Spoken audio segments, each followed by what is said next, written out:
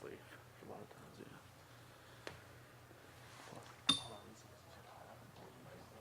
Oh, that makes sense.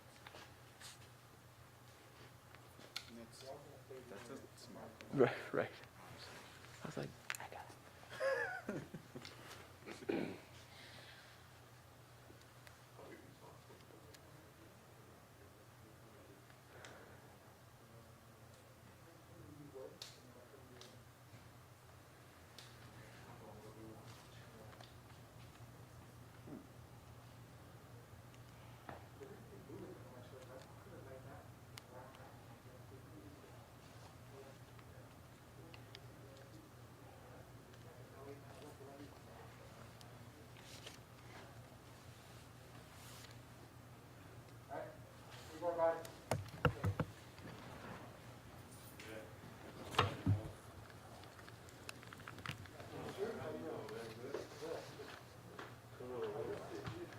Good afternoon, everyone.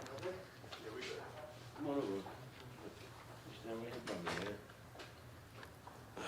Good afternoon, everyone. I have with me Mr. Hakeem Kashif, training supervisor for cure violence for the Office of Mayor Cantrell.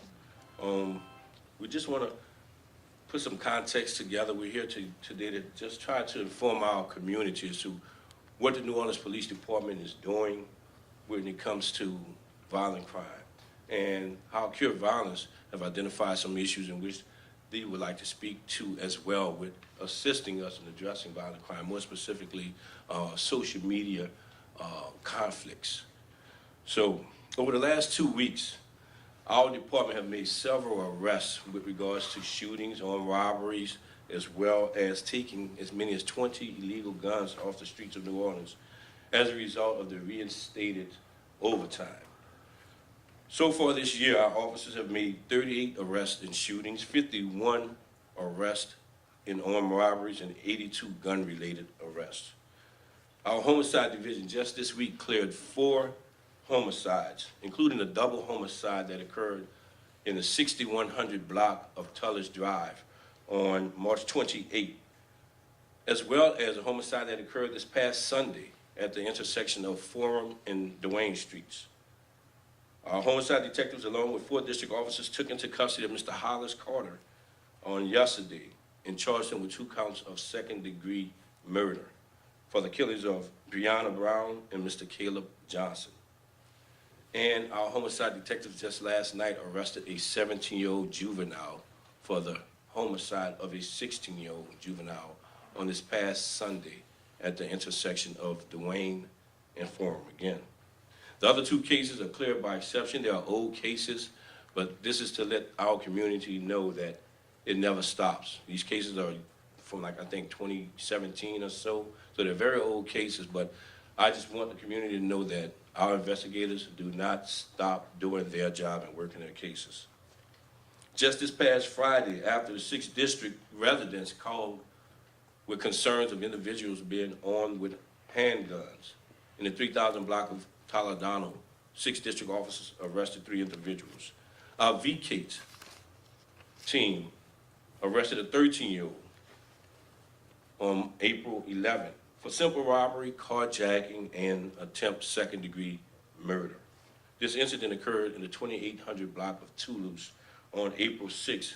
This involved a 73-year-old female victim who was accosted and ran over by her own vehicle at the hands of this 13-year-old juvenile.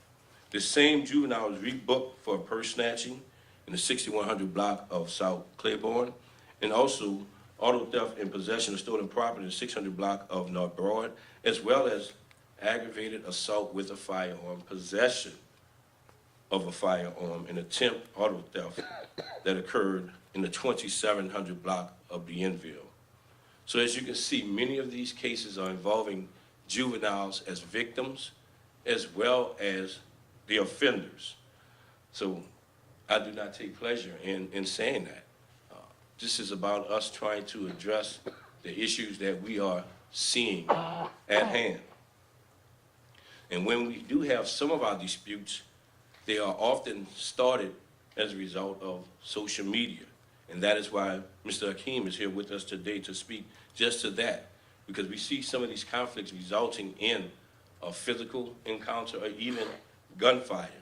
So before it gets to that point, we're trying to identify ways to de-escalate the situation. We're trying to ask for assistance in doing what it takes to prevent these words that are being tapped or being tapped into a phone by your fingers or by their fingers that then turn into being the same fingers that are used to squeeze a trigger in a violent confrontation. So I would like to ask Mr. Hakeem to come up and say a few words, and then I will continue with the presser. Mr. Hakeem? Yes, sir. Good afternoon. I'd like to first and foremost thank our illustrious Madam Mayor, Ms. Latoya Cottrell, for opportunity to serve in the city of New Orleans in the capacity of Cure Violence, which is a public health approach to violence, public health model approach to violence. So I want to briefly give an overall view of how confrontations can and do escalate after they start on social media. As we all know, social media is a platform that is used by so many people across different spectrums. And what we realize in the social media spectrum is as a community, and we know social media could be used in a negative way, it also could be used in a positive way. According to research that has been currently done by the Pew Institute, 31% of social media teens who use social media often find themselves getting into it with their friends by way of something happening on social media. And one of our main methods how we can de-escalate from things like that to coming into a confrontation is by teaching and training young teens, not just on how to make better choices and how to use better decisions, but to teach them how to be able to utilize themselves in a better way when they're on the media. For example, one of the things that we strive to do with the Cure Violence model, which is a public health approach, is that we can start teaching teens how to identify and detect when something is wrong. And then once they identify and detect when something is wrong, then they can interrupt and intervene and begin to not only change their own behaviors and their social norms, but they can begin to change their peers' behaviors and social norms. Because when we produce in them that type of training and knowledge, we will give them a position to where they could become credible messengers. And that's what this is all about. That's how we could begin the process of de-escalating anything that's happening on social media, teaching our young people on how to use social media in a positive way and train them to be social media interrupters, where they can be able to chime in on their friends in a more positive way, because social media is going to be here, but we want to develop in our young people that we can have agreements and disagreement, but it should be done in a positive way, and it should never escalate into anything to where it turns into anything as far as the level of confrontations. And so by employing the Cure Violence model, we can be able to teach them to identify when something is being said. And when we see something is being said among the credible messengers, they can chime in a more positive way. And then from there, we can be able to produce those results of not only changing the individual behavior, but change the whole spectrum of individuals that are communicating by way of social media. Thank you. Thank you, sir. So this is not about criticizing our juvenile. This is an opportunity for us to reach out to our youth and encourage them to take some of the resources that are available to them, such as the social media, such as Cure Violence, and use it in a positive way. That is what this is all about. You're going to see now our district captains, they are involved in what we've established as a mission day every month. Each district has an opportunity to reach out to the community in some sort of positive interaction, be it sitting at a school having lunch with the students at school, having a panel discussion with some of the students on sexting or law or whatever. But this is about us trying to be together, because it does take a village. We cannot be in the homes all the time. We cannot be everywhere all the time. We cannot be in the homes. We cannot be in the schools all of the time. It takes a village to raise this community, to raise an individual within this community. So we're just asking everyone to do their part in helping to make our city safer. I want to also remind our citizens that we know that you're frustrated because we're just as frustrated, but we need you to remain actively engaged and let us know what it is that you're seeing. I said it before and I say it again and again and again. If you see something, please say something. Look at our social media platforms, Twitter, Facebook, Instagram, NOPDnews.com, where we are sharing information about individuals that are wanted, individuals that have been arrested, tips on being safe. Take that information and share it with your fellow neighbors, your family members. And as Mr. Hakeem said, sharing it in a positive manner. And that is what we need right now. We do not want our crime victims to turn into perpetrators, meaning we do not want them to act out in anger. We urge you not to take matters into your own hands. We are the police. That is what we are here for, to serve and protect you, the citizens. Also, some of the individuals committing these crimes have no regard for life, no regard for what is right, no regard for what is wrong. And they may not hesitate to hurt any of you. So we ask you not to jeopardize your life. Please, do not leave your valuables in plain sight in your vehicles. Do not leave your weapons, your handguns, in these vehicles. That is the main reason we are having car break-ins.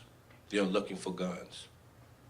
And by all means, please help us to keep our city safe. And to the criminals themselves, let me tell you this. We may not catch you today, we may not catch you tomorrow, but we will catch you very soon.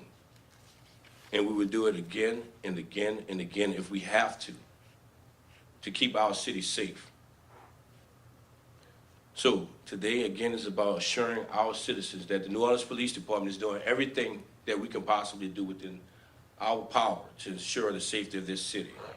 The gun arrests have gone up. The proactive engagement by our police officers have increased as a result of the overtime that has been implemented by our mayor. So we want to thank the mayor for giving us this overtime and giving us the opportunity to go that extra mile to ensure the safety of our citizens. And at this point in time, I'll answer any questions, Gary, that they may have. Yeah, Chief, you mentioned the arrest of Paulus Carter and the shooting of Caleb Johnson and Breonna Brown.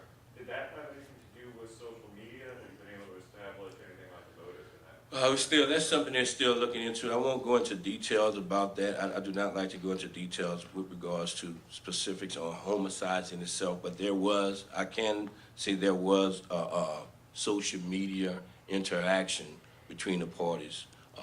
Cannot say if that's the true motive, but there was a social media interaction between the parties. We do know that.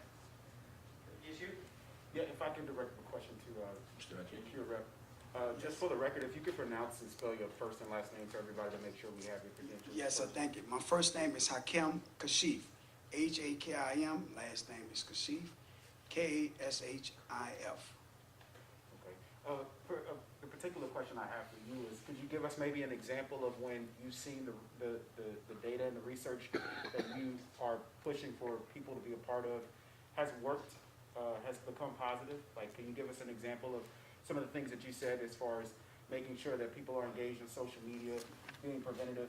Can you give us an example of when that maybe worked? Yes, right now, currently, we are training barbers and beauticians in the city of New Orleans in conflict management. And prior to that, we had an incident to where a young man who was on social media, but at the time was being mentored by one of us at Carjackings. And what we looked at prior to just having a fellowship with the barbers and the beauticians, we realized that, and drawing back from the chief, it does take a village. But one of the most important things, and to get into your question, sir, with all due respect, is that if we train and develop barbers and beauticians in conflict management, we can put the clarion call out through those barbers and beauticians how to mediate conflicts before anything ever happened. Because with us just doing it ourselves in the community, it would take more than just ourselves. And so we work from a collective effort and being able to train those barbers and beauticians how to mediate conflict just in their shops, Because what we realize with research teaches us that if the community is taught violence interrupted techniques, then we could be able to decrease any matters of confrontations, we could decrease shootings and killings, because it wouldn't just be just on an individual entity, it would be on the entire community. Thank you. Yes, sir. Anybody else? Chief, if you could address specifically carjackings across the city, a lot of folks have concern about, and what plans are in place, if any, from NOPD? So with regards to carjackings, we have, and I would say this is not just in the city of New Orleans. I speak to my counterparts across the country. You've seen this across, this is like a wave. And I going back to the social media aspect of it all, you see kids sharing their stories. It has become a game to them, almost like Grand Theft Auto. They just go on, and instead of doing the joy rides that they used to do, it is a joke or a game to them to stick a gun in someone's face and demand their vehicle. So we have noticed that increase here in New Orleans as well.